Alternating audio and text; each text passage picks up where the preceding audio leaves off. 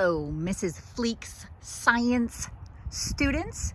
It is great to be here with you, showing you some real world examples of pollination, photosynthesis, plant anatomy, like what's up with those flowers and what's happening, and to help you figure out how to relate all of that information together. So we have flowers. We have flowers that then will form fruits and seeds. It is important to our world that flowering plants provide a lot of the food that we eat.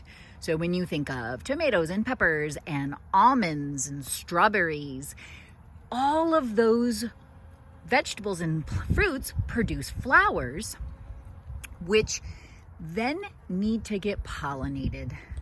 Well, what in the heck is pollination? Pollination is a process where the female cells, we call those gametes or eggs, and the male cells, we call those gametes or sperm, come together to get fertilized, and then you get a seed inside a beautiful fruit. Lots of ways. The plants use lots of different ways to pollinate themselves, either wind, they can get eaten, the wind can move around the sperm and bring it to the eggs, but many of our plants use insects. So as I walk around this beautiful camellia bush that I have blooming in my yard right now, you see the bees are busy. The bees are busy sneaking into the middle of that flower where those female and male parts are kept. And the flower makes this lovely nectar, which is delicious to the bees. And now you ask yourself, well, why would a flower waste so much energy making nectar just so the bees will come? Because when the bees come get that nectar, they accidentally get the pollen all over their legs and then take it to another flower. And lo and behold, that pollen, which is the sperm, goes to the other flower and lands in there and will land on the female part, which contains the egg. So I'm going to try to find an open flower here to show you what I'm talking about. In the middle of this flower, you can see the beautiful petals, and the beautiful petals have lots of rich, dark, either bright pinks, dark pinks, and purples, and yellows, and greens, and blues to attract insects. And that's a good strategy also, with a smelling beautiful nectar as well as color. And in this flower, you can see there's all these little yellow, they almost kind of look like they've got little tips on them sticking out. I'm going to try to pull one out here.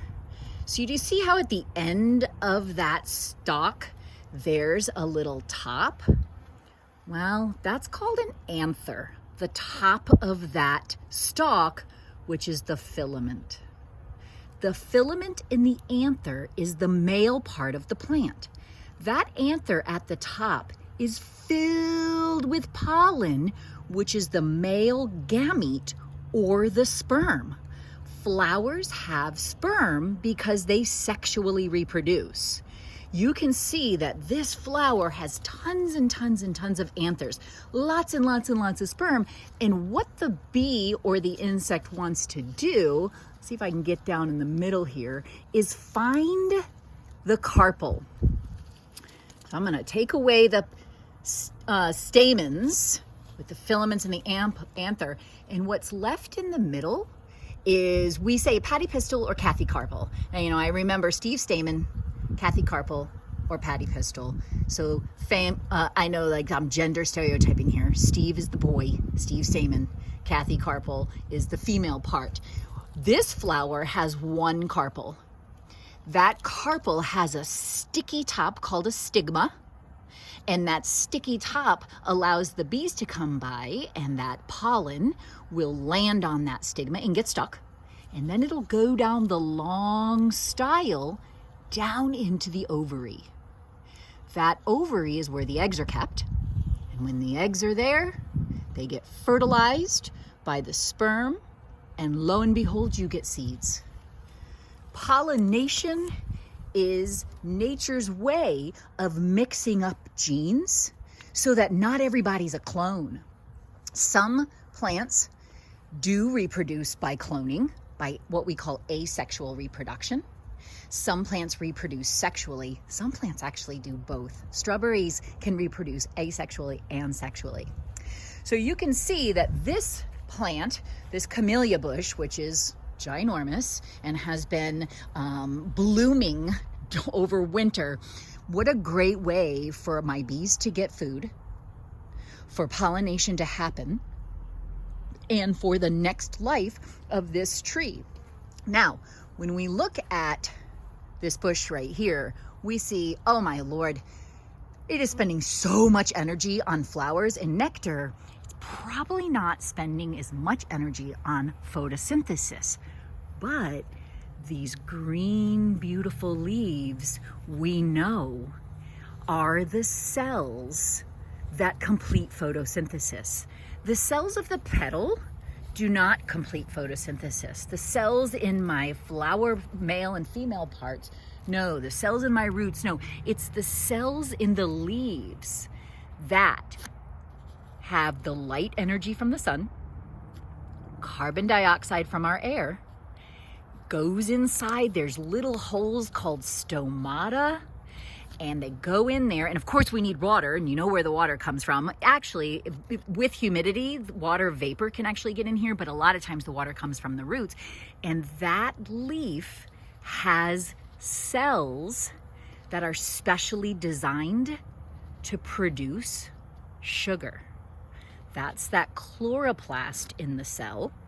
And that chloroplast uses a pigment, uses the sun's energy, uses carbon dioxide, and it synthesizes, it makes this sugar, which gets stored to use for later, or taken to the mitochondria, which is the part of our cell that breaks down the energy into, breaks down the sugar into energy. So I'm gonna back up and let you know, pollination, stamen, pistil. We had on the stamen the filament and the anther. We had on the pistil the stigma and the style. And then of course we talked about photosynthesis, chloroplast, mitochondria. It was a real pleasure talking to y'all, and I hope to be able to answer your questions soon. Keep on rocking science, y'all.